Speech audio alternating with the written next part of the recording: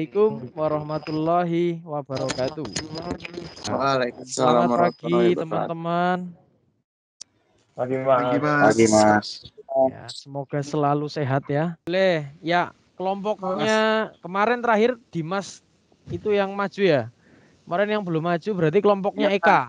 Eka, silahkan. Siap. Langsung saya buka aja ya. Assalamualaikum warahmatullahi wabarakatuh. Salam sejahtera untuk kita semua. Waalaikumsalam warahmatullahi wabarakatuh. Sebelumnya terima kasih untuk Mas Eko Ari yang telah menyempatkan waktu hadir pada pagi hari ini beserta rekan-rekan sekalian semuanya. Izinkan saya memperkenalkan diri terlebih dahulu. Saya Rocky dari tim Lego dan ada teman saya Eka Wulandari, Devi Maharani beserta Rizky Rinaldi. Sebelumnya izinkan saya menjelaskan data mold, bagian data produk.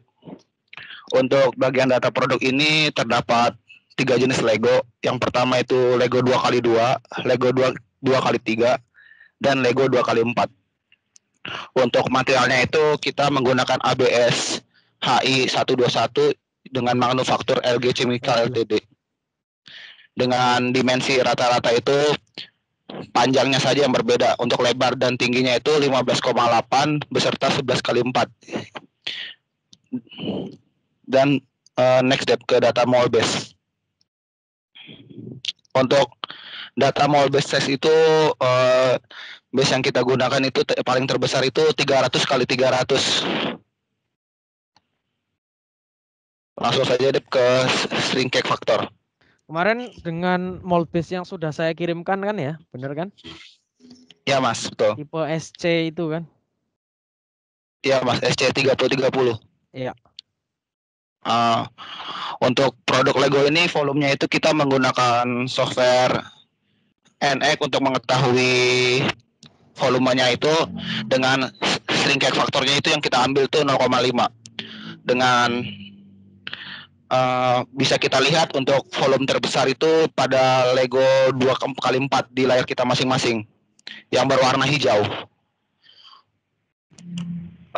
Mungkin hanya itu yang bisa saya jelaskan. Untuk penjelasan layout beserta clamping force itu saya serahkan kepada saudari Eka Wulandari. Untuk saudari Eka Wulandari, waktu dan tempat saya persilakan. Baik, terima kasih untuk Rocky. Selanjutnya saya akan membahas tentang layout Lego. Di sini kita mengambil dalam satu mold base itu terdapat 6 Lego sekali injek, di mana dua Lego jenis 2x2, 2 Lego jenis 2x3, dan 2 Lego jenis 2x4.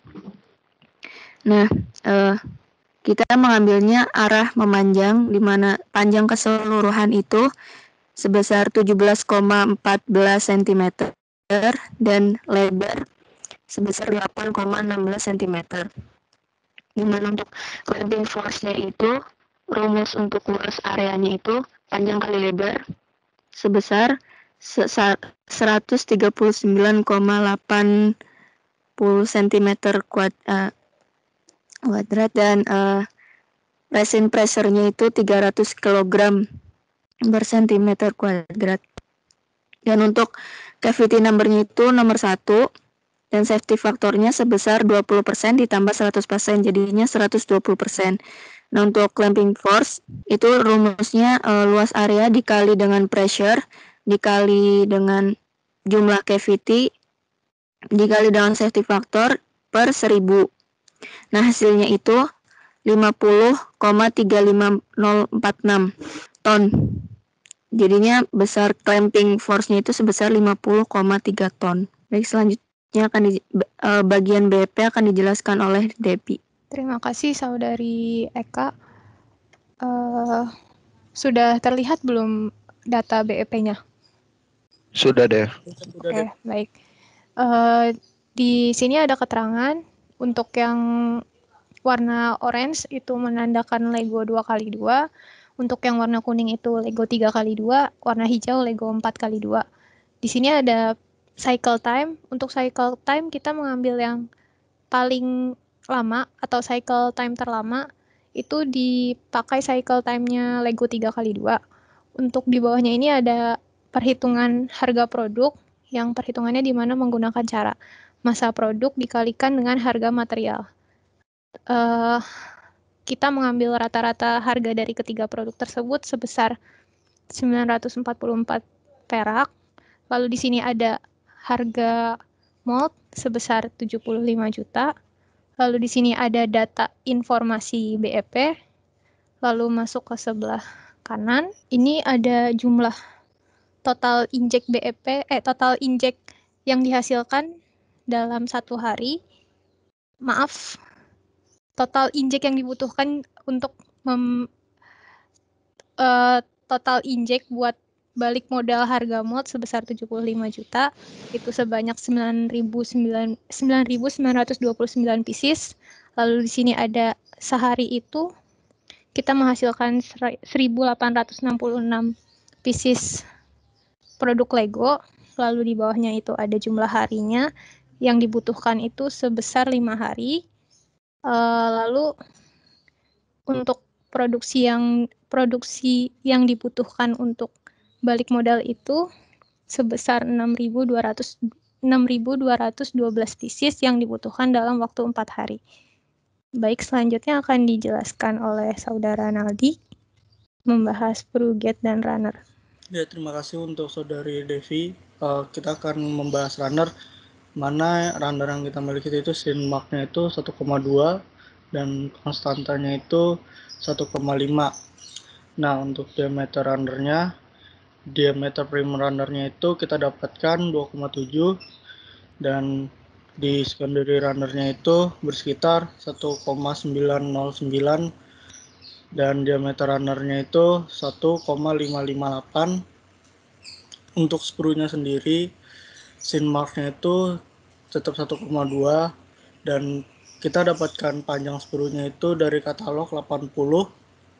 Untuk sudut ke sudut skrunya yang kita dapatkan untuk DF-nya itu 2,2, itu udah ada rumusnya, dan DSC itu 5,5.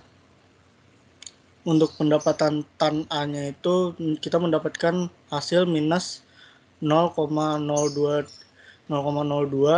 dan A-nya itu minus 1,14 derajat. Untuk perhitungan gate-nya, diameter secondary runner-nya 1,90 dan diameter tertiary-nya runner-nya itu 1,55 dan untuk tebal max produknya itu kita dapatkan 1,2.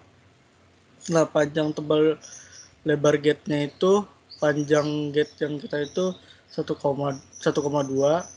tebal gate-nya itu 0,24, sementara lebar gate-nya itu 3,81.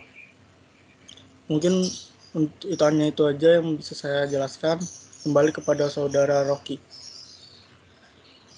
Ya, terima kasih untuk teman-teman rekan saya yang telah menjelaskan untuk saat ini, yaitu sesi diskusi bersama Mas Eko. Mungkin dari teman-teman saya ada yang ingin berdiskusi. Ini belum sampai ke spring pin belum ya? Belum, Mas. Untuk saat ini belum, Mas. Oke. Ya. Balik ke layout coba. Kenapa layoutnya bentuknya gini? Alasannya apa? Izin menjawab, Mas. Ya. Kenapa layoutnya berbentuk seperti itu? Karena kita mempertimbangkan dari segi volume dari kanan kiri, kita mikirnya harus sama gitu, Mas. Terus kenapa yang yang paling kecil itu berada di tengah? Karena kita melihat cycle time-nya produknya si Gian ini memiliki cycle time yang lebih lama gitu, Mas, daripada produk yang lain. Jadi kita menempatkan dua yang kecil ini di tengah gitu, Mas. Ada perhitungannya nggak? Ada tertulisnya nggak itu? Kalau untuk perhitungan ini belum ada, Mas. Nah, jadi gini, kalau tadi Eka bilang punya Gian itu lama, punya Eka misalnya jauh lebih cepat, misalnya dibanding punyanya Viko misalnya. Nah, coba dihadirkan data-data itu. Kemudian kita realitiskan dengan kondisi volume yang terjadi. Nah, kalau misalnya kita punya diameter runner atau gate yang sama, kemudian kita bisa menghitung debitnya, idealnya kalau ada volume, ada luas, maka kita akan ketahuan debit. Nah, dari debit itulah yang nanti akan menentukan tingkat balance of produkmu. Saya khawatir jangan-jangan terjadi perbedaan titik antara produknya Eka dengan produknya Kian, sehingga menciptakan estimasi pengisian yang berbeda-beda. Sedangkan kalau saat ini titiknya sudah ditentukan, artinya titik untuk injeksinya sudah ditentukan. Karena balik lagi, letak titik itu mempengaruhi juga letak atau estimasi dari si debit itu sendiri. Nah, jadi nanti tolong ditampilkan perbandingan volume tiap produk dan juga perbandingan estimasi tiap produk. Nah, baru nanti dari itu kalian bisa mengkira-kira layout yang tepat itu seperti apa. Gitu ya. Itu untuk layout dari saya. Terus kemudian berarti ini belum ada ya, Mbak Eka? Halo? Baik, Mas. Belum ada berarti ya? Belum ada, Mas. Oke, nggak apa-apa. Nanti kita tambahkan, ya, Mas. nanti dilengkapi. Terus kemudian ini kan produknya beda-beda. Bagaimana cara kalian menentukan harga tiap-tiap produknya ya? Kalau untuk harga produknya itu, ini Mas, kami ngambil kayak kami tuh menghitung satu-satu harga si produknya, terus Oke. dirata-ratain gitu Mas. Jadi diambil rata-ratanya. Ambil rata-rata dari satu kali shoot. Oke, it's okay. Tapi ada rincian per produknya nggak di sini? Ini Mas, Yang mana tuh? Tunjukin. ini.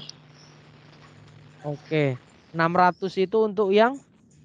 2x2. TPM. Oke, 900. Ini Untuk 600, 3x2. 900 base-nya on apa nih? Masa produk dikali sama harga materialnya Mas. Ini masa produknya per kilogram, harga materialnya juga per kilogram. Terus ngolahnya nggak dihitung? Kan kamu mesti diolah dulu tuh. Maksudnya diproses dulu kan? Iya nggak? Maksud saya gini, dalam menentukan harga basic, kan misalnya Devi jual Untuk jawab. iya sih, Mas. Nanti tolong ditambahkan itu ya, Mbak. Ya. Itu aja sih. Sudah bagus, tinggal ditambahkan sedikit. Mas, maaf Mas, itu Mas. Berarti ditambah itu kayak ada lebih rinciannya gitu Mas ya?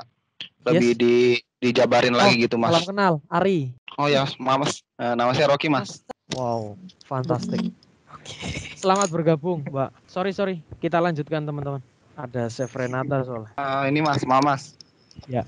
Untuk tadi itu berarti lebih didetailin lagi Mas, seperti yang tertera yang kita rata-ratanya ini Mas. Ini berlaku untuk semua tim. Harga produk itu kan komponen penunjangnya banyak ya.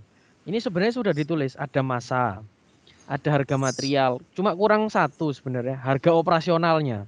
Misalnya buat produk ini, misalnya butuh waktu sekian menit, sekian detik. Berarti kan ada operasional waktu di situ. Operasional waktu mesin, operasional waktu operator kan gitu. Tapi biasanya harga mesin sudah include dengan harga operator kan gitu. Kecuali ada operator tambahan berarti harga mesin plus operator. Nah, nanti itu dimasukin. Tapi karena ini produknya sekali injek, maka kan estimasinya akan jadi satu. Ya paling enak sebenarnya kalau mau akurat simulasikan itu di mold flow. Jadi dibuat rangkaiannya plus runnernya, kemudian diinjeksikan, nanti akan ketahuan waktunya, time-nya. Atau kalau nggak mau ribet ya sudah tiga-tiganya aja digabung, dijumlah. 3 produk itu punya estimasi jumlah. Nah, nanti akan ketahuan harga operasional produk. Nah, nanti baru dikalikan dengan harga per gramnya produk. Nah, berapa persennya? Iya. Itu berarti kan tadi Mas bilang jadi satukan sama si gate runner sama dan lain-lainnya itu Mas. Berarti itu cycle time-nya termasuk sama si gate runner-nya itu nggak masalah gitu Mas? Pasti. Tapi nggak masalah Mas? Memang gitu. Oh. Memang gitu. Makanya kalau yang nggak mau ribet nyari lagi di mold flow ya jumlahkan aja tiga-tiganya. Tapi tetap ada perbedaan nanti. Berarti cycle time, oh ya udah paham lah, Mas. Lanjut ya, ini udah clear sih. Udah cukup jelas. Berarti nanti setiap produknya punya cara ngitungnya masing-masing ya. Kalau ini kan berdasarkan masanya, masa produk, kemudian harga operasionalnya nanti digabung kan? Iya, Karena Mas. satu cavity gitu ya. Iya, Mas. Nah, nanti keluar rata-rata. Nah, rata-ratanya ini yang kalian jadikan harga jualnya. Yang kalian tuliskan jadi harga produknya ya. Kok jadi rata-rata ya? Bukan jumlah ya? Bener nggak sih? Karena ini harga produknya kan ngejual semua kan. Berarti dijumlah dong. Jumlah atau rata-rata? Kalau pendapatku jumlah. Jumlah Mas, kalau menurut saya sih Mas, maaf Mas. Iya ya. Karena kan kalian mau ngejual semua. Asumsinya ini laku semua gitu. Berarti kan semuanya ini harus saya jumlahin dong. Bener nggak? Iya. Oh, berarti salah tangkap ini, Mas. Berarti- Ini maksudnya yang rata-rata ini tuh kita nangkapnya asumsinya itu harga per produknya satu Iya. piecesnya, bukan keseluruhan gitu loh, Mas. Jadi di Iya, kita iya, jumlah, habis iya, itu iya. kita rata-ratain Mas biar dapat hasil langsung jadinya gitu. Berarti asumsi tiga jenis produk ini diasumsikan jadi produk X dengan Iya. harga sekian. Iya, Nah Mas. iya Mas. Jadi nggak langsung kita jadiin jumlah. Iya. Kalau itu menurut kita juga kebesaran Mas, makanya kita jadiin rata-rata. Nggak apa-apa. Berarti kalau misalnya kebesaran dan BEP-nya nggak masuk, ada komponen yang nggak kalian masukkan mungkin. Atau jangan-jangan misalnya ada yang terlalu cepat, ada yang terlalu lama misalnya gitu. Sehingga membuat BEP-nya jadi nggak ideal gitu. Nah nanti sambil direview aja. Terakhir deh, karena belum masuk ke pin, jadi masuk ke runner dan gate. Ini pakai jenisnya apa? Runner gate. Untuk jenis runnernya kita milih yang full, yang roundnya yang bulat Mas. Oke. Kalau yang gate-nya itu kita pilih yang pinpoint gate Mas. Alasannya kenapa tuh? Kalau itu kita makanya kenapa kita pakai pinpoint gate supaya yang kita pahami itu nggak berbekas Mas di legonya Mas. Jadi kan Lego itu Bekasnya kan dominan kecil gitu, Mas. iya dominan kecil Oke, Mas. terus? Jadi kan yang kita tahu itu kan di Lego itu kan nggak dia hasilnya kan harus mulus Mas, harus bagus. Jadi nggak ada bekas dari Gate-nya. runner atau gate-nya itu Mas. Gitu Nah, Mas. nggak apa-apa, alasan-alasan semacam itu boleh dimasukkan. Nanti tolong dicari itu ya jurnal pinpoint gate, karena biasanya kalau jurnal-jurnal penelitian itu ngasih alasan kenapa kok menggunakan pinpoint gitu. Ini sudah saya catat yang pertanyaan-pertanyaan yang belum ada. Kalau untuk ketebalan core-nya sendiri berapa ini? Ketebalan core-nya itu kita belum nyari Mas. Oke, nggak apa-apa. Ini saya catat ya yang belum ada ya. Saya ulang lagi ya. Spring? Belum Mas, spring belum. Oke, terus ada pinnya? Belum juga, Mas. Pin belum. Belum ya. Berarti cooling ejector pin? Iya. Belum juga. Belum Mas. Belum. Kalau penentuan parting line? Kalau penentuan parting line itu kita berada di yang paling bawah itu Mas. Apa sih namanya? Nanti ditambahin Mas. Oke, nggak apa-apa. Nanti tolong ditambahkan ya, termasuk untuk parting surface-nya juga. Baik Mas. Kalau fit system ini udah ya. Nah, tinggal nanti dilengkapi apa namanya? Gambarnya dan alasannya menggunakan itu. Nah, berkaitan dengan itu juga berarti kan nanti mesti menampilkan dampak dari nanti ya sebenarnya pada saat laporan perlu juga ditampilkan tentang dampak yang ditimbulkan dari si posisi-posisi ini. Nah, nanti dianalisanya ya, itu nanti terakhir. Terus termasuk tadi Kak yang masalah keseimbangan produknya ya, yang saya perlu tahu tingkat volume dari masing-masing, estimasi dari masing-masing itu penting untuk menentukan fill time-nya ya. Mas Eko mau nanya dong. Boleh. Kan di keseimbangan produk itu ada volume scrap ya Mas. Iya. Yang masih belum saya paham itu volume scrap itu apa ya Mas? Yang saya tangkap itu tuh si volume scrap itu tuh yang terdiri dari gate, runner, sprue, benar begitu atau bukan? Oh benar Mas. Betul. Itu kan bisa dihitung volumenya nanti. Satu lagi Mas sama keseimbangan produk itu ada parameternya nggak sih Mas kayak misalnya dia hasilnya 50% gitu. Itu dia bisa dikatakan seimbang atau enggak gitu, Mas? Konsepnya kan harusnya lebih banyak produk daripada scrapnya. Berarti prosentasenya itu harus Kalau harusnya berapa nggak ada idealnya ya. Tapi kalau misalnya paling nggak gini, kalau tingkat efisiensinya 30% misalnya, berarti kan udah lumayan bagus tuh. Kenapa? Karena sudah hampir 70% kan gitu. Atau mungkin seperempatnya itu yang losses, berarti kamu punya tingkat efisiensi 75%. Jadi bukan masalah bagus apa enggaknya, nanti paling yang ditampilkan adalah efisiensi dari penggunaan materialnya. Kalau perbandingannya misalnya sekian, ya berarti efisiensi penggunaan materialmu sekian itu. Misalnya sekarang kalau dihitung perbandingan produk dan scrap itu 50% banding 50%. Berarti saya punya tingkat efisiensi penggunaan material produk adalah 50%. Oke, Terima kasih, Mas. sama-sama. Cukup ya, teman-teman. Baik, Terima Mas. kasih. Progresnya nanti tolong ditambahkan karena lumayan banyak nih catatannya. Nanti saya kirim ke grup. Iya, Baik, Mas. Mas. Oke, terima kasih tim Nice ya ini ya. Baik, Iya, Mas. Mas. Terima kasih, Mas. Makasih, Mas. Ya, silakan ditutup. Rok. Rocky tolong tutup, Roh. Terima kasih untuk Mas Eko saran dan masukannya Ya, beserta teman-teman dan rekan-rekan semua. Kurang lebihnya saya mohon maaf untuk perwakilan dari Timnas Lego ini. Wassalamualaikum warahmatullahi wabarakatuh. wassalam. Waalaikumsalam. Terima kasih. Oke, selanjutnya Giring Coro. Wah, ini Giring Coro nih. Silahkan. Izin share screen ya, Mas. Ya. Giring Coro ini yang berapa kali berapa ya? 3x2 atau berapa? 2x2, Mas. Apakah Apakah iya. Baik, Assalamualaikum warahmatullahi wabarakatuh. Terima kasih atas kesempatannya. Terima kasih atas kehadirannya Mas Eko dan teman-teman. Di sini kami kelompok Giring Coro izin untuk mempresentasikan hasil perhitungan manual kami. Pertama-tama ada data yang akan dijelaskan oleh Valentino Trikuncoro. Valentino Trikuncoro, tempat dan waktu dipersilahkan. Oke, terima kasih Saudara Gian. Bos. Langsung saja di sini kita karena produk Lego kita 2x2, berikut ada data-datanya. Materialnya itu dari ABS, kodenya HI121. Manufakturernya dari LG Chemical Ltd, material strukturnya dari Crystalline. Terus ada shrinkage faktor yang sebesar 0,50%, tensile strength 460 kg per cm persegi, tensile elongasinya 40%, terus ada Rockwell hardness-nya 108.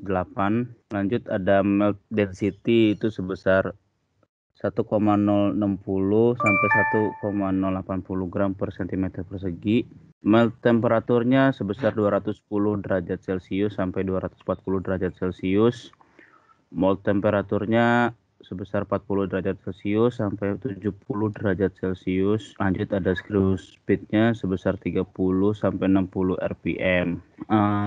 Lanjut di sebelah kirinya tuh ada data produk Lego 2x2, bisa kita lihat. Nah tadi ada shrinkage faktor yang sebesar 0,5%, produk dimensionnya itu 15,8 kali 15,8 kali 11,4 mm.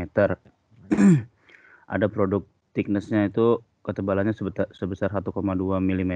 Terus ada resin pressure sebesar 300 kg per cm kubik, cm persegi. Lanjut ada produk weight-nya sebesar 1,2 gram. Lanjut ada volume produknya sebesar 1111,77,7735 mm persegi kubik. Mungkin itu yang bisa saya sampaikan dari data. Lanjut ada layout yang akan disampaikan oleh Saudara Rizky Octavian. Waktu dan tempat dipersilahkan. Baik, bismillahirrahmanirrahim. Assalamualaikum warahmatullahi wabarakatuh. Izinkan saya melanjutkan presentasi yang telah disampaikan oleh Saudara Valen. Yang akan saya sampaikan pada kali ini adalah layout dan perhitungan diameter runner serta volume runner dan perhitungan sprue. Untuk layout yang kami gunakan di sini terlihat pada gambar seperti itu. Untuk volume dari produk pertama yaitu 1661,58 dengan cycle time 11,5 detik, dan volume yang kedua yaitu 1111 dengan cycle time 13,47 detik. Volume yang selanjutnya adalah 4141,28 dengan cycle time 12,88 detik. Hitungan diameter runner, yang pertama ada primary runner, rumusnya Smax kali K konstanta, Smax itu 1,2 Smax ditambah K yaitu 1,2 ditambah 1,5 sama dengan 2,7 mm. Selanjutnya ada secondary runner, D upstream per slow stream 2/2,7 dibagi akar 2. 2,7 dibagi 1,4142 yaitu 1,9 mm. Selanjutnya ada tertiary runner. Tertiary runner rumusnya D upstream per slow and stream 2,7 dibagi 1,732 yaitu 1,6 mm. Yan, coba geser ke perhitungannya Yan. Selanjutnya perhitungan sprue. Ketebalan dinding produk yaitu 1,2 dengan diameter nozzle 4 mm dan panjang sprue 80 mm. Rumusnya diameter maksimal dinding produk ditambah 1 mm yaitu 1,2 ditambah 1 mm 2,2 mm, kemudian diameter sprue sama dengan diameter nozzle ditambah 1,5 mm, 4 ditambah 1,5 mm yaitu 5,5 mm. Kemudian ada tan A. Tan A rumusnya DF per 2 dikurang DS per 2. 2,2 dibagi 2 dikurang 5,5 dibagi 2. Kemudian hasilnya 1,1 dikurang 2,75 per 80. Yaitu hasilnya minus 0,02 atau 1,2 derajat untuk sudut dari sprue. Selanjutnya akan dijelaskan oleh Saudara Pinky Sofyan. Ya, terima kasih Saudara Rizky Octavian atas waktu dan tempatnya. Kali ini saya akan membahas shrinkage factor dulu. Untuk shrinkage factor di sini kami telah memperoleh volume totalnya itu 6914,60 mm kubik, dan volume per produknya itu dari Lego 2x2 1111,7735 mm kubik. Terus untuk Lego 3x2-nya ada 1661,6831 mm kubik. Terus ada Lego 2x4-nya itu ada 4141,2894 mm kubik. Terus ada shrinking faktornya itu kita memilih 0,005. Yang ditanya itu volume shrinking faktor total. Jadi untuk shrinking faktor per produknya itu sudah tertera di tabel Excel-nya. Itu rumusnya dengan rumus volume produk dikali 1 ditambah shrinking faktor. Untuk volume shrinking faktor 2x2 itu diperoleh 1133,33268 mm kubik. Untuk produk Lego 2x3-nya itu kami memperoleh 1669,991516 mm kubik. Terus untuk volume shrinking faktor Lego 2x4-nya itu kami memperoleh 4161,99 mm kubik, dan kami juga memperoleh volume shrinking faktor totalnya itu 6.949,31 mm kubik. Untuk selanjutnya itu ada perhitungan clamping force. Di sini diketahui project areanya itu sebesar 111,1232 cm kuadrat. Terus ada resin pressure-nya itu ada 300 km per cm kuadrat. Terus ada jumlah cavity-nya itu 1. Terus ada safety faktornya itu sebesar 20%. Yang ditanya itu adalah clamping force. Untuk clamping force sendiri itu rumusnya project area dikali resin pressure dikali jumlah cavity-nya lalu dikali dengan 100 ditambah safety faktornya. Ini projection areanya itu adalah 111,12 32 dikali 300 dikali 1 lalu dikali dengan 100 ditambah 100 ditambah 20% dari safety faktornya. Kemudian dari hasil projection area kali resin kali cavity-nya itu memperoleh hasil 33.336,9 dikali 120%. Setelah dikali dengan safety faktornya diperoleh 40.4,35 dalam satuannya kilogram. Untuk menjadi satuan menjadi ton itu dibagi 1000 dan memperoleh hasil 40,435 ton. Untuk perhitungan selanjutnya akan dijelaskan oleh Saudara Gian. Terima kasih. Terima kasih atas presentasinya Saudara Pinky. Izinkan saya untuk mempresentasikan poin berikutnya yaitu break even point. Break even point itu ada beberapa poin yang jadi acuan, mulai dari harga material, jumlah jam kerja, konversi jam hari ke detik, cycle time rata-rata sekali injek, proses injek per hari, material sekali injek, material yang dibutuhkan dalam sehari, harga material per hari, harga produk per injek, harga operasional mesin dalam per jam dan per hari, harga operator per UMR Jakarta, jumlah hari kerja operator per bulan 20 diambil dari 4 minggu dikurang Sabtu Minggu jadi 20 hari. Harga operator per hari didapat dari UMR dibagi jumlah hari kerja operator per bulan. Nah, kami di BEP ini mengambil untung 500%. Harga jual produk itu didapat dari harga produk per injek dikali untung. Hasilnya segini, karena sekali injek itu langsung keluar 8 pieces produk, jadi ini harga per 8 produk. Berikutnya pembagian untuk harga per jenis-jenis produk. Diambilnya dari ini dibagi 8 dulu, semuanya rata. Habis itu disubsidiin. Yang paling murah ke yang dikurangin sekian, terus ditambahin ke yang paling besar produknya. Jadi sistemnya subsidi. Dengan hasil harga jual Lego 2x2 sebesar 2.000 per pieces, harga jual Lego 2x3 2.860, harga jual Lego 2x4 3.720. Mold base, setelah itu ada estimasi harga mold.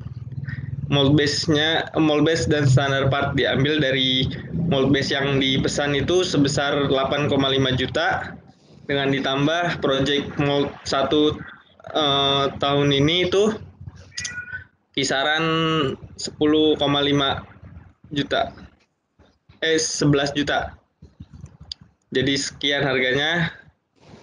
Machining, proses, dan manpower dihitung 50 juta, Asian trial 10 juta dengan total 79,500 juta.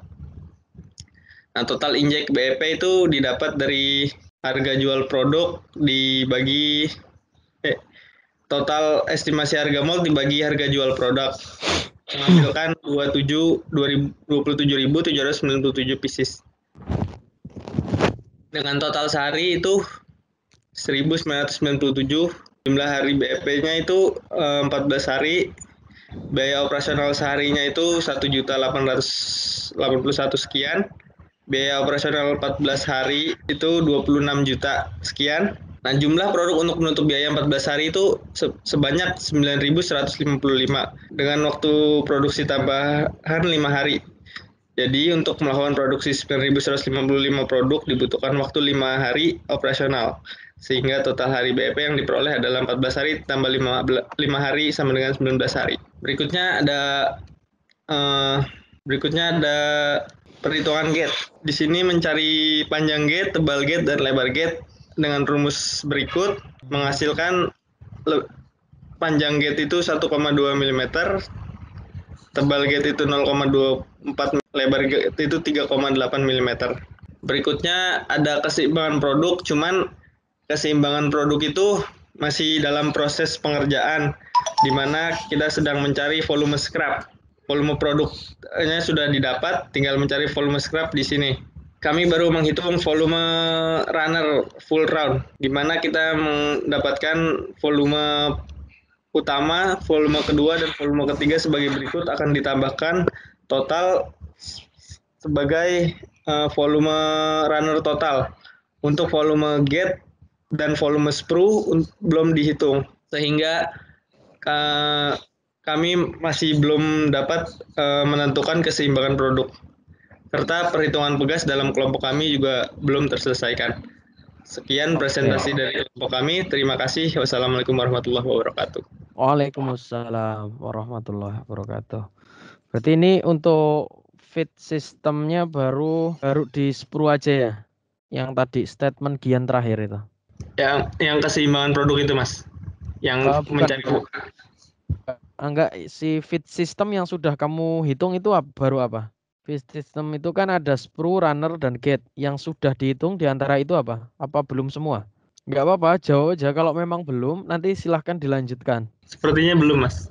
Oke, enggak apa-apa. Jadi kalau memang belum, silahkan nanti dilanjutkan. Saya enggak akan tanya ke yang belum kok. Oke, ini sprue diameter. Coba ke data. Ini dapat 6 mm dari mana ya? Itu ada sprue diameter 6 mm, ini dapat dari mana ya? Soalnya nanti ini akan berpengaruh banyak ke perancangan kalian. Saya khawatir kalau itunya salah, maka feed system kalian nanti salah. Nah, nanti tolong dipastikan ya. Terus ada konstanta yang kalian pakai untuk runner itu adalah 1,5. Kenapa 1,5? Bisa jawab nggak? Mohon maaf Mas, untuk konstantanya itu kami masih melihat referensi tahun lalu, belum ditanyakan ke Mbak Yuninya. Oke, nanti jangan lupa ya ditanyakan ya. Baik Mas. Terus perbandingan antara volume dikali safety factor itu kan dapat ditempuh dengan dua cara ya. Cara pertama adalah dengan perhitungan manual. Yang cara kedua adalah dengan menggunakan scale body. Artinya diperbesar secara otomatis menggunakan software. Nah, untuk yang kalian apakah sudah menampilkan keduanya atau baru salah satunya? Yang volume yang di atasnya cycle time ya, Mas? Iya. Itu kami memperoleh dari beberapa kelompok, Mas. Jadi volume dikumpulkan ya. Produknya itu dikumpulkan, Mas, menjadi satu. Ya, nah jadi kalau bisa nanti silahkan masing-masing dari kalian ada dua perbandingan tipe volume, yaitu volume pada saat kalian dihitung manual, artinya kan perbedaan besar ya dari si produk itu. Jadi dari volume produk awal gitu, Iya, Mas. volume produk awal, misalnya sama-sama dapat nilai volume itu dari NX. Nah yang satu kan mesti di scale body secara software. Nah yang satu kan mesti dihitung dikalikan dengan shrinkage factor dari masing-masing material. Nah saya pengen tahu antara perhitungan manual itu dengan scale body yang ada di NX. Jadi saya berharap ada itu gitu. Kalau nggak salah ini sih perhitungannya manual ya. Nah ini kan udah ada manualnya nih. Iya Mas. Nah nanti di sebelahnya silahkan tampilkan perhitungan yang ada dari si scale body-nya. Jadi nanti kita lihat ada perbedaan nggak antara scale body dengan perhitungan manual kita, gitu ya? Berarti ini kurangnya apa menambahkan itu ya Mas? Data yang dari NX-nya buat perbandingan. Iya, setelah di scale body tapi. Siap Mas. Ya. Makasih ya Mas. Sama-sama. Terus kenapa ngambil untungnya gede banget 500%? Biar cepat kaya apa gimana? Bisa jawab nggak? Mungkin saudara Gian Mas yang bisa menjawab Mas. Kenapa Yan? Masalah keuangan. Kasus. Kenapa Yan? Sebenarnya sih untung 500% itu masih kita melihat banyak referensi Mas. Nggak pengen untung banyak gitu Mas. Lihat referensi kelompok ini 800%, ini 500%, ini ada yang 300%, tahun lalu juga 500% kayaknya. Jadi ngambil tengah-tengah aja gitu Mas, bukan ngincar ke untung banyaknya gitu Mas. Oke. Ya kalau bisa ada referensi yang lumayan terpercaya gitu. Kalau bisa tampilkan yang referensi terpercaya, misalnya memang kalau dalam dunia bisnis atau dalam dunia penjualan itu harga produk itu adalah sekian persen dari harga jualnya gitu. Kalau bisa menampilkan itu jauh lebih baik sih. Memang nggak salah kalau mau menuliskan berapapun persen, tapi kalau beralasan itu lebih istimewa menurut saya gitu ya. Itu aja. Kemudian nah ini untuk harga mold base dan standar part kalau bisa dipisah aja ya. Kan mold base-nya udah ketahuan. Nah, sedangkan yang standar part-nya kan karena masih menerka-nerka ya. Jadi nanti standar part-nya itu dikasih istilahnya gini, itu kan baru tebakan aja.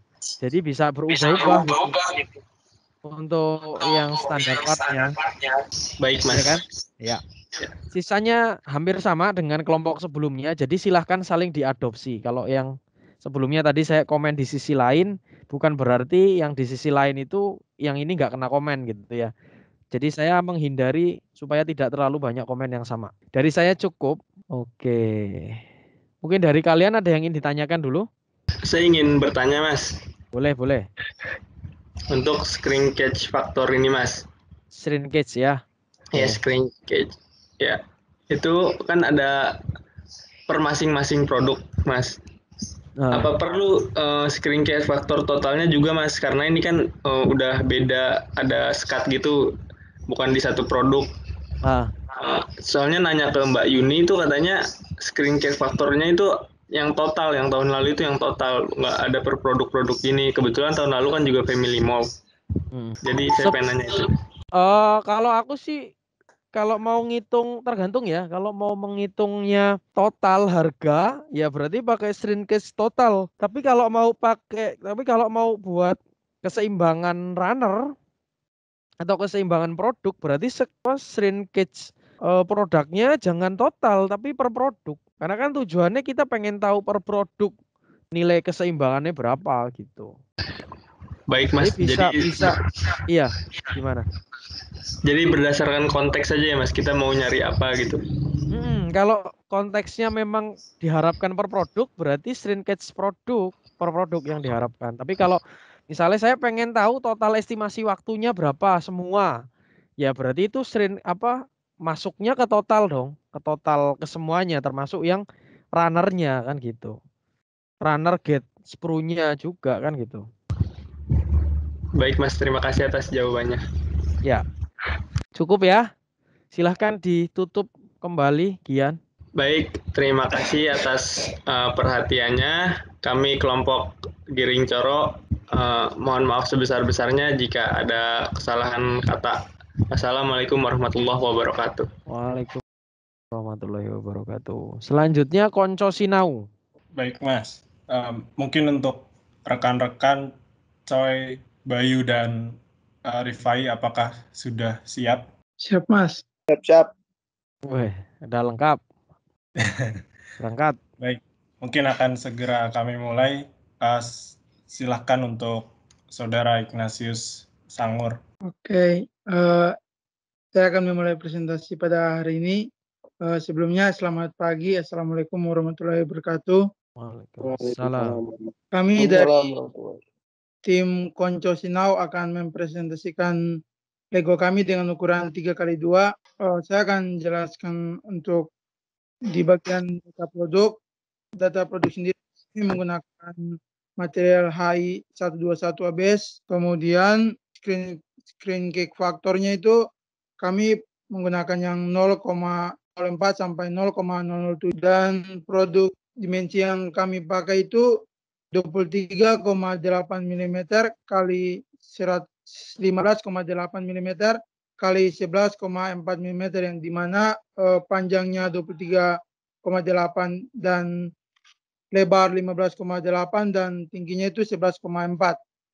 Kemudian untuk average thickness itu 1,2 mm dan resin pressure itu 300 kg atau 300 kg per cm kuadrat dan produk weight itu 1,78 gram. Kemudian data material yang kami pakai itu kode produknya itu HI121, kemudian manufakturer itu LG Chemical LT dan screen kick itu yang tadi sebelumnya 0,04 sampai 0,007 dan transit strike yield ini 45 megapascal dan tensile elongation at yield itu 5% dan Rockwell hardness itu 108 dan density 1,07 gram cm kubik dan melt temperature itu 210 sampai 240 cm Celcius. Kemudian ini next Saudara Viko. Ya, ini data mesin yang kami pakai untuk Made-in mesin sendiri itu dari buatan Cina dengan tonnage itu 160 ton dan shoot size itu 276 cm kubik dan bit wheel T-brush itu 460 mm, min mold height itu 150 mm, max mold height itu 500 mm, max ejector stroke itu 130 mm, nozzle radius itu R19 mm dan spool diameter itu diameter 6 mm dan locating ring diameter itu diameter 100 mm. Ini untuk data mesin DX yang kami gunakan. Kemudian masuk di perhitungan BEP itu akan dijelaskan oleh Saudara Viko. Terima kasih. Baik, untuk Saudara Choi, terima kasih atas waktunya. Maaf sebelumnya, ini apakah share screen saya terlihat jelas di mana ada Excel dan PowerPoint-nya? Sangat jelas. Baik, Mas. Mungkin tadi saya menambahkan sedikit dari Saudara Ignatius Sangur terkait data mold base yang digunakan.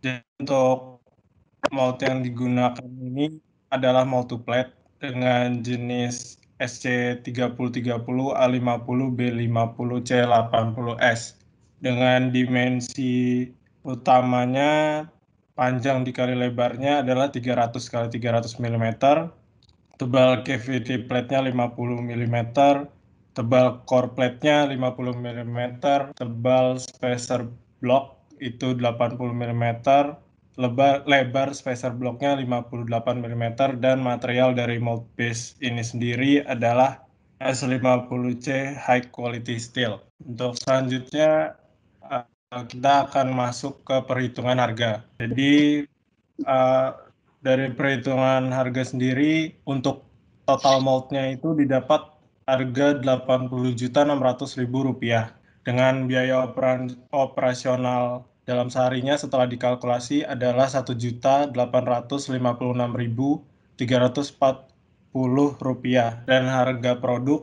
rata-ratanya per satu produk itu didapat Rp1.250.000. Untuk jumlah hari BEP-nya yang dibutuhkan untuk menutupi modal tersebut sebanyak 5 hari ditambah 1 sehingga totalnya 6 hari. Baik, kita masuk ke perhitungan rinciannya. Pada Excel di mana yang pertama jumlah jam kerja per harinya itu adalah 7 jam yang dikonversikan menjadi 200 detik. Kemudian cycle time rata-rata sekali injeksi yang kami gunakan adalah rata-rata cycle time dari 3 produk, yakni 12,62. Untuk masa produk yang dibutuhkan itu adalah 10,35 gram, yang merupakan kalkulasi dari jumlah 6 produk dengan 3 jenis yang berbeda. Jumlah injeksi yang dapat dilakukan dalam waktu sehari adalah 1.997 kali injeksi, di mana hasil tersebut didapat dari konversi jam kerja per harinya dibagi dengan cycle time, rata-rata sekali injeksi. Untuk materialnya yang dibutuhkan dalam sehari adalah 20,672 kg, di mana harga material per kilogramnya tersebut adalah 55.000. Sehingga kalkulasi harga material yang dibutuhkan dalam sehari adalah 1.136.960. Kemudian untuk harga operasional mesinnya untuk dalam waktu 1 jam adalah 75.000, sehingga harga operasional mesin dalam sehari adalah 525.000, dan harga operator dalam sehari yang dikalkulasi dari UMR Jakarta saat ini mendapatkan angka Rp194.380. Selanjutnya, total produk yang dapat dihasilkan dalam sehari adalah 11.984 produk yang didapat dari jumlah injeksi yang dapat dilakukan dalam sehari dikali dengan jumlah produk sekali injeksi, yakni 6 produk. Kemudian biaya operasional dalam satu hari adalah Rp1.856.340 yang merupakan kalkulasi dari material yang dibutuhkan dalam sehari ditambah harga operator dalam sehari dan harga operasional mesin, sehingga didapatkan harga total produk yang kita injeksi itu adalah 7.500. 7.500 ini adalah harga dari 6 produk waktu sekali injeksi, dan kita kemudian membagi-baginya sehingga didapat harga masing-masing produknya, di mana Lego 2x2 adalah Rp750, Lego 3x2 adalah Rp1.250, dan Lego 4x2 adalah Rp1.750. Selanjutnya masuk ke total produk yang harus dihasilkan untuk menutupi biaya modal. Jadi total produk yang harus dihasilkan adalah 64.480 piece, di mana 64.480 piece ini membutuhkan waktu 6 hari. Nah, untuk biaya operasional 6 hari ini adalah 11. Mungkin Excel-nya digedein aja kok. Aku rada terganggu. Oh ya, Mas. Oke. Baik, Mas. Rp11.138.037. Nah, dari biaya operasional yang didapat ini kita membutuhkan jumlah produk kembali untuk menutupi biaya operasional ini, yakni sebanyak 8.910 pieces, di mana 8.910 pieces ini dapat diproduksi dalam waktu 1 hari. Sehingga untuk memproduksi total produk untuk menutup BEP itu dibutuhkan waktu 6 hari. Kemudian selanjutnya masuk ke bagian perhitungan manual. Untuk layout dari cavity sendiri, ini merupakan layout yang kita tentukan dengan basis dasar dari fill time masing-masing part, di mana rata-ratanya tadi adalah sekitar 12 second. Kemudian kami mengimbanginya dengan pengaturan panjang dari runner yang digunakan. Selanjutnya untuk clamping force itu didapat dari resin pressure dikali project area, sehingga clamping force yang didapatkan untuk project kami ini yakni sebesar 34,99 ton force yang dikalkulasikan dengan safety factor 1,1. Untuk safety factor sendiri, mengapa kami menggunakan 10%? Itu berdasarkan sumber atau literasi yang kami baca, di mana ada ketentuan untuk kedalaman part setiap 1 inchinya itu diberikan safety factor 10%. Selanjutnya untuk penyusutan produk atau shrinkage, untuk yang kami hitung ini adalah penyusutan produk kami yakni sebesar 1681,7031 mm kubik. Mungkin sekian yang dapat saya jelaskan. Untuk selanjutnya akan dijelaskan oleh Saudara Rifai. Waktu dan tempat dipersilakan. Ya, terima kasih atas waktunya. Di sini saya akan menjelaskan minimum core yang diizinkan.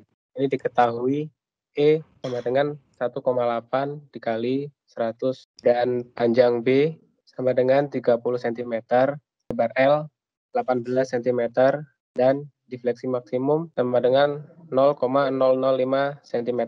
Dengan persamaan D max sama dengan CF kali L pangkat 3 per 384 dikali E dikali inersia.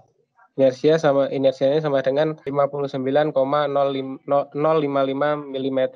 Lalu untuk mencari H, I inersia sama dengan BH pangkat 3 per 12. Dan ketemu hasil H sama dengan 28,7 mm. Jadi tebal core minimal pada mold kami yakni 28,7 mm. Lalu selanjutnya ke perhitungan sprue dengan persamaan sama dengan min B plus akar B pangkat 2 dikurang 4 AC dibagi 2 kali A. Dengan diketahui L panjang sprue 55 mm, lalu DN-nya sama dengan 2 mm dengan sudutnya 1 derajat. Lalu untuk mencari DS sama dengan DN ditambah 0,5 mm. DS dengan hasil 2,5 mm. Selanjutnya mencari diameter DF dalam kurung tan alpha dikali 2L ditambah DS. Jadi hasilnya diameter DF 4,37 mm. Selanjutnya ke perhitungan runner. Di sini kami menggunakan tipe runner round dengan runner primer dengan S-max sama dengan 1,26 mm, lalu menggunakan konstanta 1,5 mm. Dengan persamaan mencari diameter runner primer, yakni S-max dikali ditambah konstanta sama dengan 2,76 mm. Untuk diameter dan untuk luasnya 5,98 mm kuadrat. Lalu untuk mencari diameter runner sekunder, D upper stream dibagi akar N downstream sama dengan 1,95 mm. Lalu untuk diameter runner tersier, D upstream dibagi akar N downstream sama dengan 1,59 mm. Nah, selanjutnya kita ke perhitungan gate. Di sini kami menggunakan tipe gate submarine. Kenapa kita menggunakan tipe gate submarine? Karena untuk menghasilkan surface yang bagus, lalu agar benda bisa terputus secara otomatis dari saat dieject dan dapat digunakan di mold base to plate. Dengan persamaan X min B ditambah akar B kuadrat dikurang 4AC dibagi 2A. Dengan diketahui konstanta 0,71. Lalu di sini kita mencari D1. D1-nya telah kami hitung dengan diameter 2,3 mm. Lalu untuk D2-nya 0,96 mm dibulatkan menjadi 1 mm.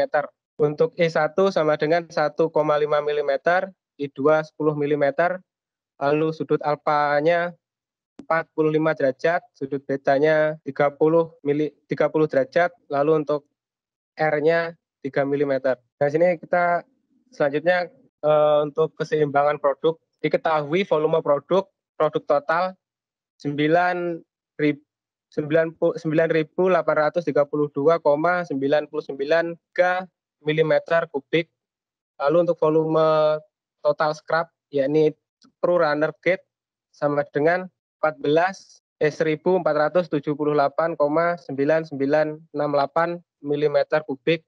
Lalu di totalnya adalah 11.311,9898 mm kubik. Lalu untuk persentase produknya, V total produk dibagi V total dikali 100%. Jadi didapatkan 86,93%. Lalu untuk persentase scrapnya, V total scrap dibagi V total dikali 100%. Jadi total scrapnya 13,07%. Nah, selanjutnya kita untuk di perhitungan ejector. Nah, diketahui N konstanta strength ejectornya 4. Lalu untuk luas penampang ejector 7,065 mm kuadrat. Kita menggunakan ejector diameter 3.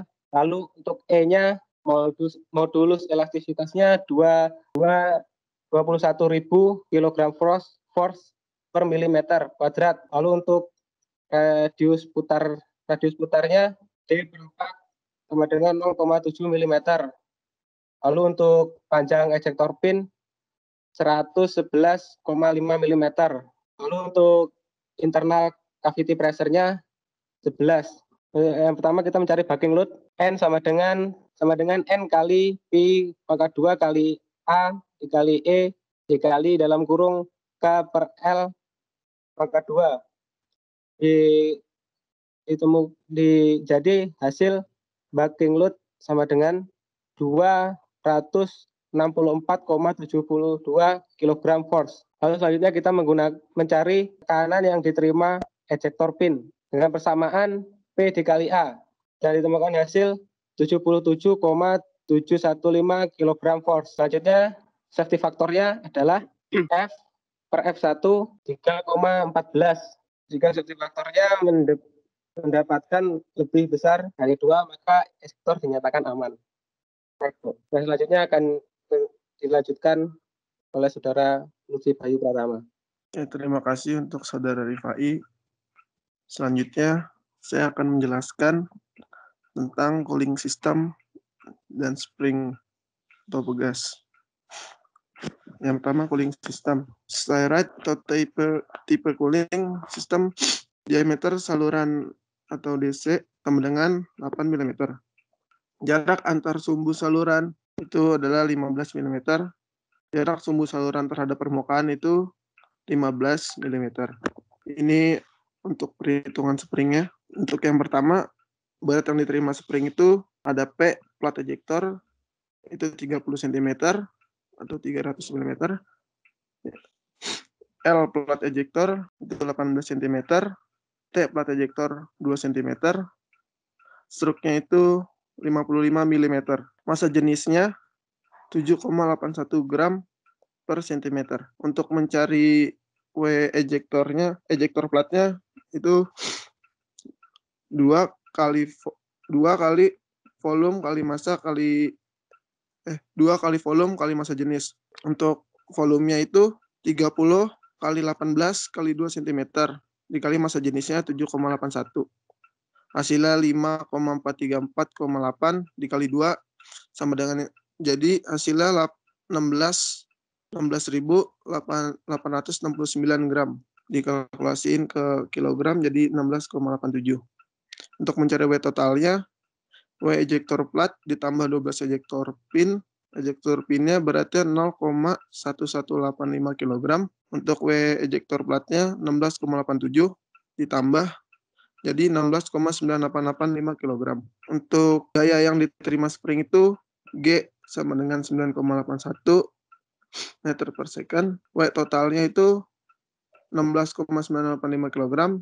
Jadi F normal sama dengan W total kali G sama dengan 16,985 kali 9,81.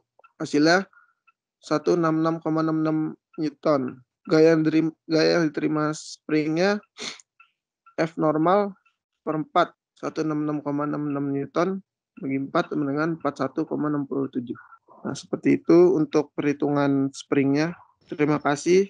Sekian dari kelompok kami. Oke, terima kasih. Ya, ini luar biasa ya. Ini hampir bisa dikatakan mendekati 100%. Terima kasih untuk kelompok Cosinau sudah mempersiapkan dengan baik. Masih sama ya sarannya tadi. Yang pertama adalah penggunaan harga total produk. Jadi bukan harga rata-rata dari produknya. Kemudian berapa sih perbandingan antara volume dan estimasi fill time produk antara atas dan bawah setelah digabung? Kalau volume kan tinggal nambahin ya, tapi kalau yang estimasi itu gimana nanti? Atau memang plotnya itu hanya volume saja dalam menentukan layout itu? Izin menjawab, Mas. Ya. Untuk sementara ini dalam penentuan layout tadi itu kami berbasisnya pada fill time dari masing-masing partnya, Mas. Di mana pada datanya itu, nah dari masing-masing part ini fill time-nya kurang lebih mendekati angka 0,4 second, Mas. Sehingga cycle time-nya juga kurang lebih sama. Itu atas bawah atau memang maksimalnya segitu? Kan soalnya kalau atas, anggaplah gini atas yang kanan ya, itu kan 4x2, berarti yang bawah kan 2x2 dan 3x2. Yang kamu maksud mendekat berapa tadi? Untuk fill time-nya kisaran 0,4, untuk cycle time-nya 12,6. Nah, 0,4 itu satu produk atau semua? 0,4 itu fill time masing-masing produk, Mas. Karena anggapannya kan dia mengisinya secara bersamaan gitu, Mas. Berarti kalau kayak gini kan kita asumsinya ini ada yang bagian kanan ya, ini 4,2 ini adalah produk 1. Kemudian 2x2 dan 3,2 ini kan produk 2. Nah kalau kayak gitu fill time-nya berubah nggak? Terutama yang bawah. Yang 2x2 ditambah 3x2. Atau sudah terakomodir oleh panjangnya runner itu? Jadi untuk asumsi kita tadi karena fill time-nya itu sama, Mas. Jadi kita dari panjang runner-nya yang dibandingkan untuk jarak tempuhnya begitu, Mas. Jadi semisal itu 40, runner primernya 40, untuk mencapai ke 4x2-nya 30. Sehingga untuk mencapai yang bawah itu panjang runner-nya itu di-adjust supaya sama jarak tempuhnya, Mas. Nah Sehingga itu perhitungan jarak tempuhnya ada nggak, Fik? Untuk sementara perhitungan jaraknya belum, Mas. Jadi masih kasaran saja.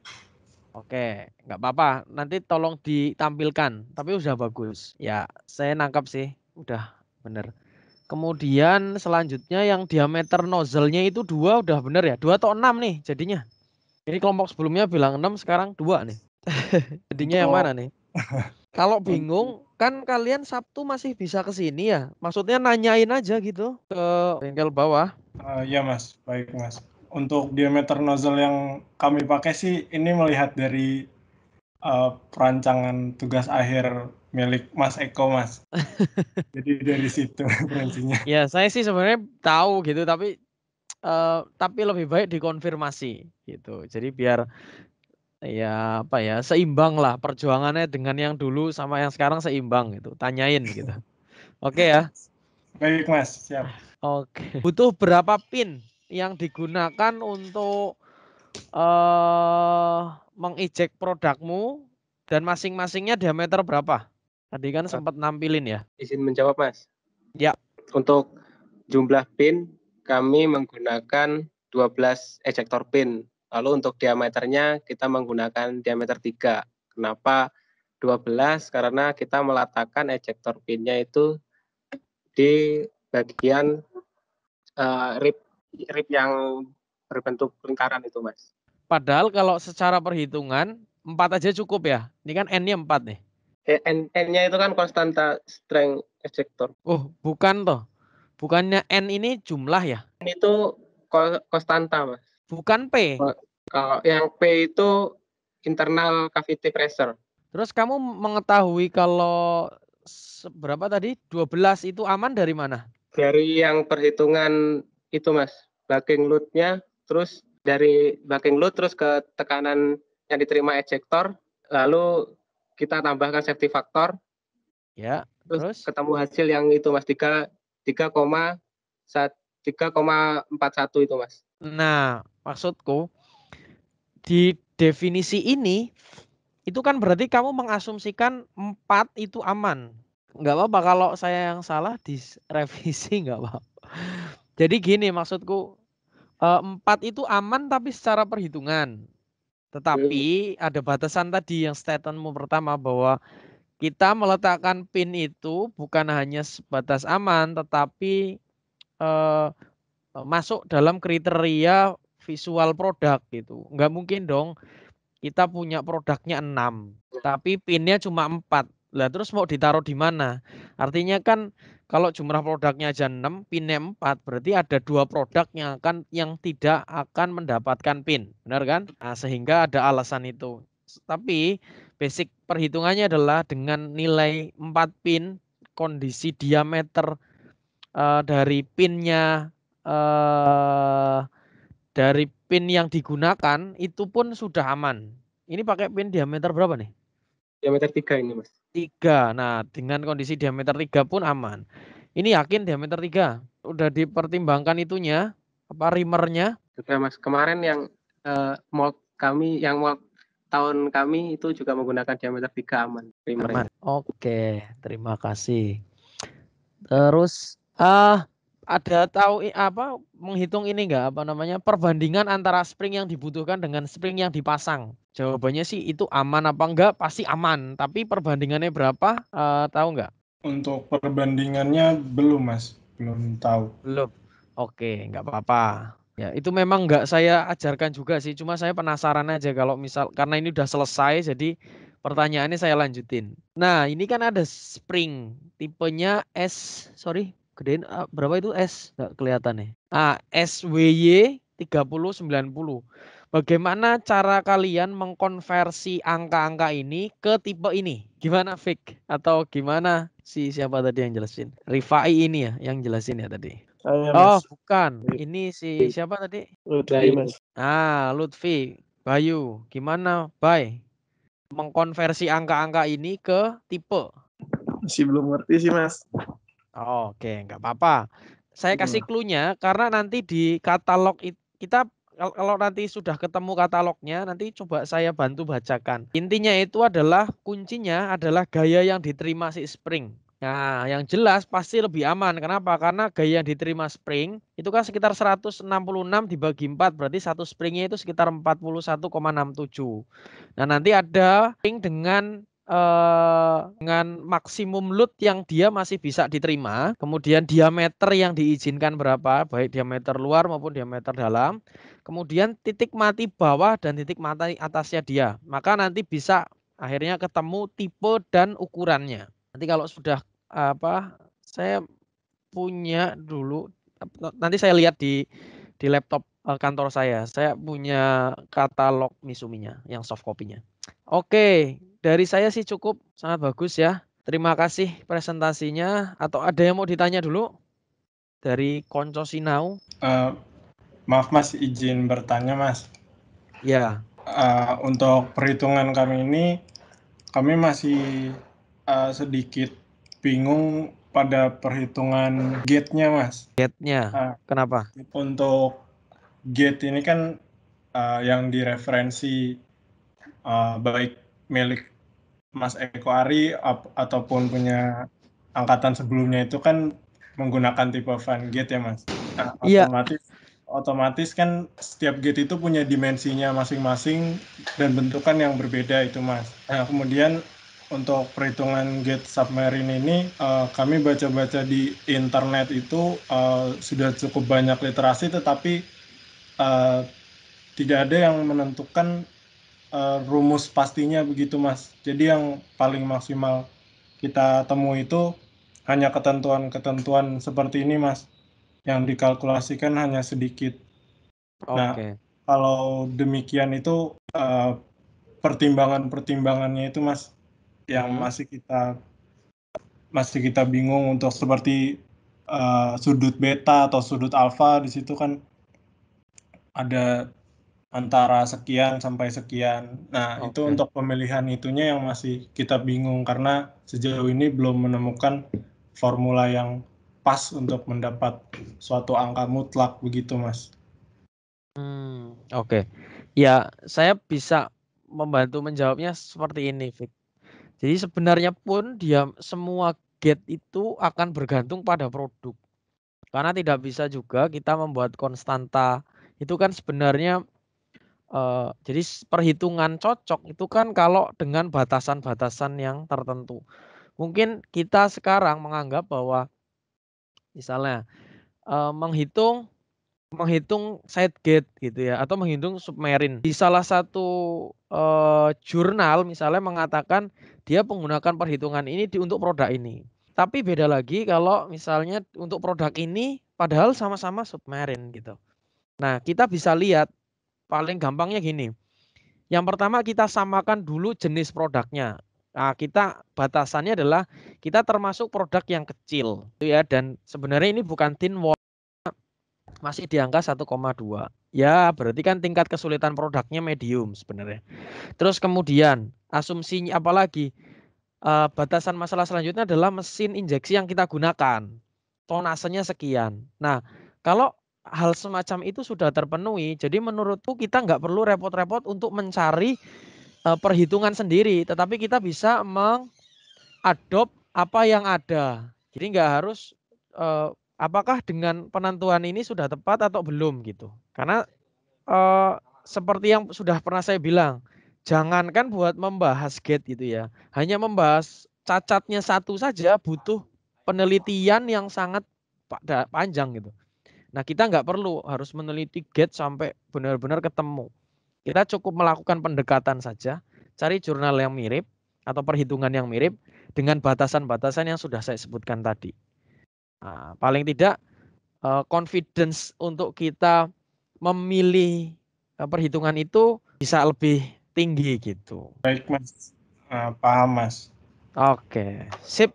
Sama ini, Mas. Apa? Mungkin untuk kurang lebih juga mirip dengan cooling sistemnya, Mas. Jadi mungkin seperti saya yang masih awam tentang mold itu untuk cooling system ini kan juga berupa data-data begitu ya, Mas.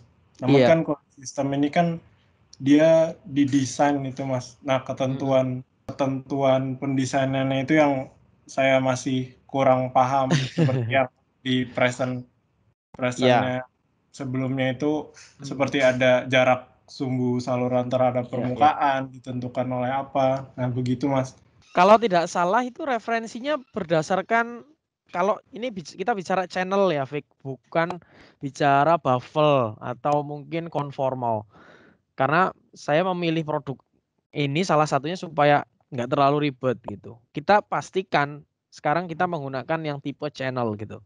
Nah kalau channel referensi yang diambil atau yang pernah saya berikan itu ada tabel dengan kondisi tebal yang berbeda-beda. Ada tebal satu misalnya dengan range sekian sampai sekian. Anggaplah range yang kamu gunakan ini adalah untuk yang tebal 1,2 ya. Produkmu berapa? 1,2. Iya, Mas. 1,2. Nah, kalau dilihat gitu ya, ini kan ada jarak sumbu saluran terhadap permukaan atau di situ singkatnya C, ada jarak antar sumbu dengan saluran atau singkatnya B, dan yang terakhir adalah diameter dari saluran. Simpelnya adalah kamu gunakan saja itu, gitu. Nah, nanti karena di dalamnya ini masih ada range, artinya range-nya 1 sampai 2 mili, sedangkan kamu pakai 1,2, kita lihat. 1,2 itu berarti kan ada di range-nya adalah setengah ke bawah. Ya, kita default-kan dulu. Berarti kalau 15 sampai 21 tengah-tengahnya itu udah di angka berapa? Anggaplah 18. Nah, 18 itu adalah angka 50% dari perhitungan itu. Kita ambil 25%-nya. 15 ke 18 kalau kita ambil tengah-tengahnya berarti ada sekitar 16,5. Nah, kita coba dulu nih, pasangkan jarak sumbu saluran terhadap permukaan adalah 16,5. Nanti kita gambarkan di sini. Apakah angka 16,5 yang tertera di tabel itu cocok? Cocok dalam arti adalah konsepnya cooling kan semua benda harusnya mendapatkan cooling. Ya enggak? Maksudnya semua permukaan idealnya kan mendapatkan cooling, tapi kan enggak mungkin. Nah, berarti dengan angka 16,5 itu apakah paling tidak inti dari si produk itu, artinya center of product itu terlewati cooling atau tidak? Kalau enggak ternyata ternyata terlalu besar Mas, harusnya di angka 15 supaya center of cooling-nya dapat. Ya sudah, berarti kita pakai angka 15 itu. Nah, jadi pendekatannya itu kalau mau kayak tadi kita mau pakai pembobotan ya dengan perhitungan bobot berapa persennya dari range, atau kalau kita mau cek secara visual pun juga bisa. Tapi paling tidak dengan bobot yang sudah kita tentukan di awal ini akan lebih mempermudah kita dalam nanti melihat kondisi di aktualnya. Mungkin kalau kita menentukan cooling di bagian cavity akan jauh lebih mudah. Karena di cavity lebih cenderung tidak ada hambatan.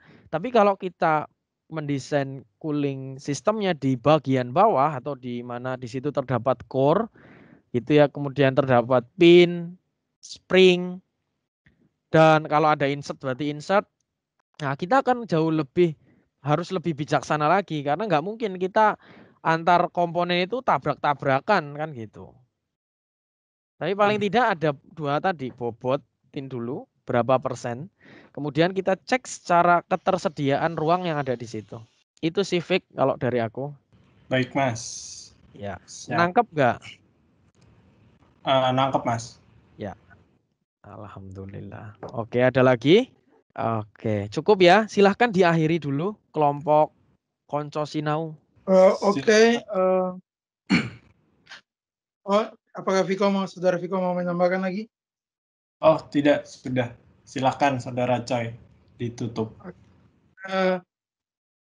Presentasi akan saya tutup. Demikian presentasi yang kelompok kami tampilkan. Kurang lebihnya mohon maaf. Wassalamualaikum warahmatullahi wabarakatuh. Selamat siang. Selamat siang. Oke, terima kasih. Selamat siang. Selamat siang, Mas. Selamat siang, Mas. Selamat siang, Mas.